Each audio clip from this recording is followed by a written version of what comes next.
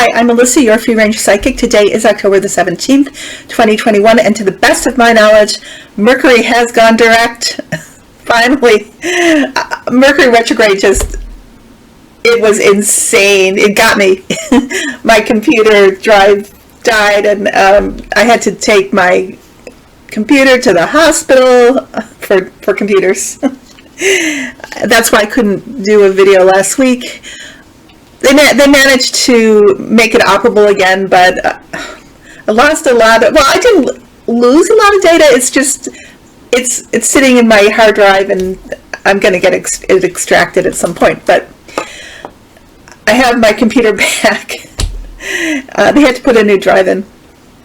Oh well, that's Mercury retrograde. I always think I'm going to get away with it. Like, oh, this Mercury retrograde, nothing's going to happen. I'm going to be fine. And then so many other things happen too. Is one thing after the other. But there's a card in one of the oracle decks I have. I think it's the Denise Lynn Sacred Destiny, and it's called Healing Chaos. So chaos comes in, and there's just a lot of upheaval, but then it brings in new things, and it kind of sparks you to a greater level of awareness and healing, and there's a purpose for it. So I'm going to take that perspective, that there's a lot of healing chaos that went on over the last 3 weeks. Today, I'm just going to do a short reading on Trump and Trumpistan. I'm using, as usual, the Gilded Tarot by Ciro Marchetti, and then there's an oracle card for us at the end from Whispers of Healing by Angela Hartfield. The illustrations are by Josephine Wall. And then there is our usual musical interlude at the very end. All my information, if you want a personal reading from me, is below in the description box or at the very end of that musical interlude. Again, I included, like I did last time, the musician for the outro, the musician who composed the intro. I always include them in the description. But you can always shout out to me and ask me who it is. I don't mind. Okay. So the news has been frustrating again. I turn it on. I'm really hopeful that I'm going to hear something that's coherent and informative, but it's just a lot of people making assumptions or projecting, talking about stuff over and over again that has really not been fully fleshed out, or it's in process, and that is just so it is frustrating, because a lot of things, and this pertains to this reading too, a lot of things are going on behind the scenes, and it's easy to get angry at the Justice Department and Merrick Garland because there doesn't seem anything's happening. People are upset that the people who have not complied with the subpoenas are not being arrested, but there's it's so important, I should say, that proper protocol is followed when steps are taken, because otherwise it's bad for our democracy, and also these people can get out of those charges. It's not like the Department of Justice doesn't care. Things are taking place, and we can see that. Little by little, Andrew McCabe just got his pension back. That was restored by the Department of Justice. Things are happening. I like to think to this fact, it took 2 years for Watergate to fully flesh out, to all the investigations, the trials, everything. 2 years for that to happen. And it certainly hasn't been 2 years since January the 6th. We need to be patient. I think we need to be vocal, make our voices heard. The outrage is valid. You call the government, call your representatives, but the idea that things can just happen like that, and Steve Bannon can just be arrested, and he's got to be allotted his rights, just like all of us, and there are important protocols in our democracy so it doesn't turn into a dictatorship or or quasi-democracy, the process is important.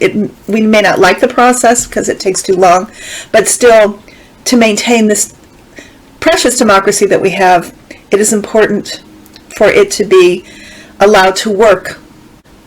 The subject card for this reading that my guides gave me is the King of Swords reversed for Trump and Trumpistan. This is a king who has diminished power. His power is on the wane. He may not think so, he may not perceive it, he may still perceive that he is master of all that he surveys, but this is the reality. This is Trump reversed. Above, in his consciousness, this is the moon. This is insanity, lunacy, dementia, maybe COVID brain. This is Trump not being in reality, but in, I don't think just one, but several alternate realities,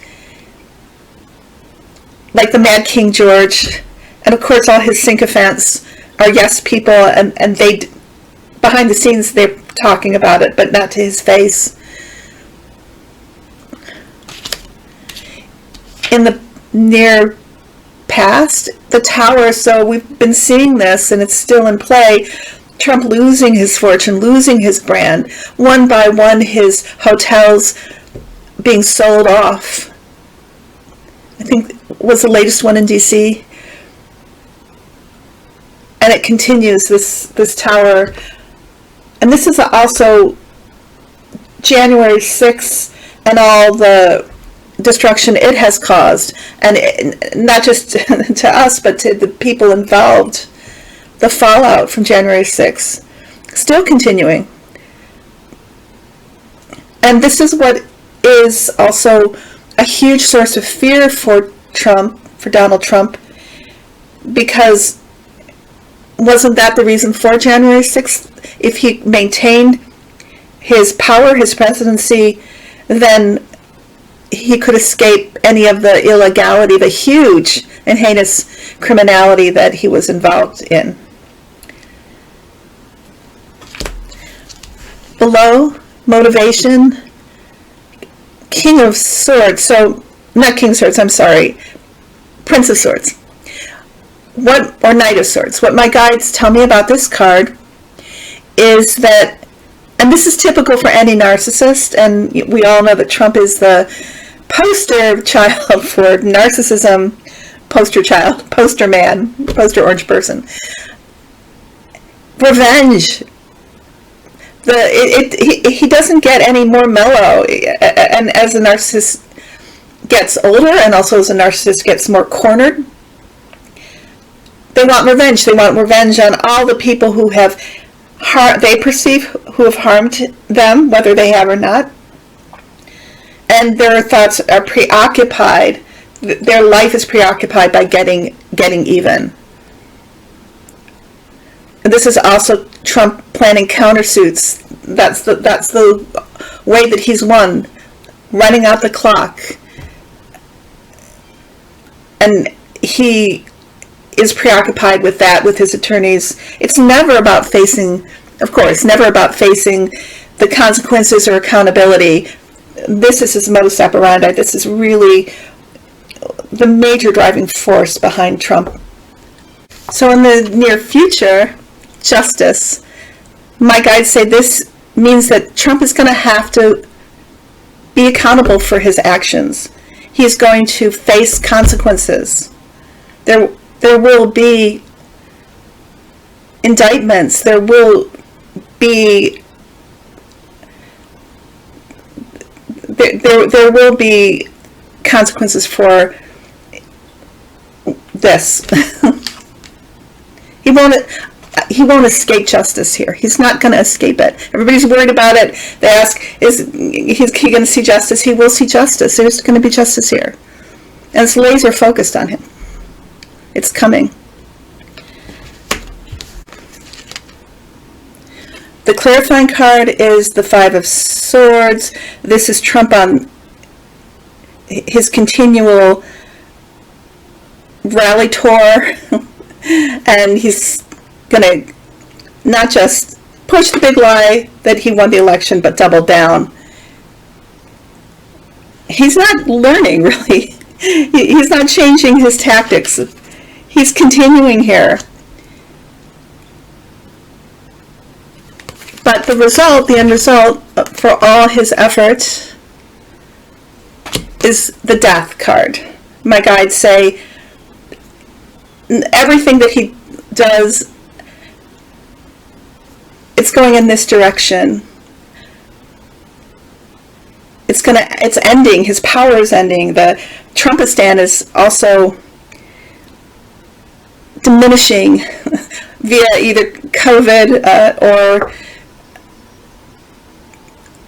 they are getting fed up with things not panning out the way Q said they would, right? Wasn't Trump already supposed to be president again? And I think weren't Biden and Pelosi and Schiff and those people supposed to be arrested and executed? But no, all their dreams are being dashed here. And also, I think this is the diminishing of the Russian influence that has stirred up this insurrection. That's dying too. This is coming to an end here. So that is my reading on Trump and Trumpistan. And no matter how hard I look into the future to see the opposite, my guides show me always this card for them. Make of it what you will. The oracle card that my guides chose for us, positive-minded people. Spending time with people who elevate you and help you see things from a fresh perspective will help you disengage from negative emotions. When you are surrounded with love and peace, you protect yourself from negativity. You create so many positive shifts in your life by hanging out with people who are empowering. Connect with people who have the same values as you. Your friends are a reflection of you. Remember to express love and compassion to the people you surround yourself with. Release any guilt you may have about avoiding a person or situation that doesn't feel right for you. So I know for a lot of people it's hard to escape negative-minded people if they're your spouse or your family, but that's what this community is for. We can surround ourselves with positive-minded people and loving people through these kinds of venues. So thank goodness for that. Also, animals, extremely positive. Nature, you can find your positive energy there. But you don't have to, as much as you can spare yourself. You don't have to hang around with negative-minded people if there's a choice in that. And don't feel guilty about it. Yeah. Okay, so please stick around for the musical interlude. I love you. I'm so glad I got my computer back and I was able to do this today. I missed you guys. You take care, okay? See ya next week. Bye-bye. Have a great week.